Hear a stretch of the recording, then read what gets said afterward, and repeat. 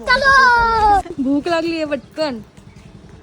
आत्या आणि भाचीची गळाभेट झाल्यानंतर आम्ही गेलेलो आहे finally Kanduri special mutton hotel नम्रताला. सो तिकडे गेल्यानंतर ॲम्बियन्स वॉज अ बेस्ट आणि त्याच्यानंतर इतक्या मोठ्या भाकरी मी पहिल्यांदा पाहिल्यात आणि तिथे गरमीसाठी हे असं नियोजन केलेलं आहे आणि तेच कंदुरी स्पेशल मटन त्याच्यामध्ये शिजतं. आणि थोडं माझी मैत्रीण पुन्हा एकदा घरी जाऊन आल्यानंतर आमची थाळी रेडी झालेली आहेत. एवढी मस्त क्वांटिटी आणि त्यांचं हे बिहेवियर एवढं छान होतं ग्राहकांबद्दल.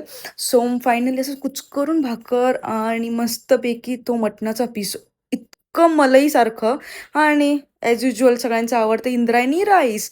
आणि मला कसलं तरी कोणतंही काम छोटं मोठं नसतं. आज हे मी प्रत्यक्षात पाहिलंय. किती जेवले का? हो.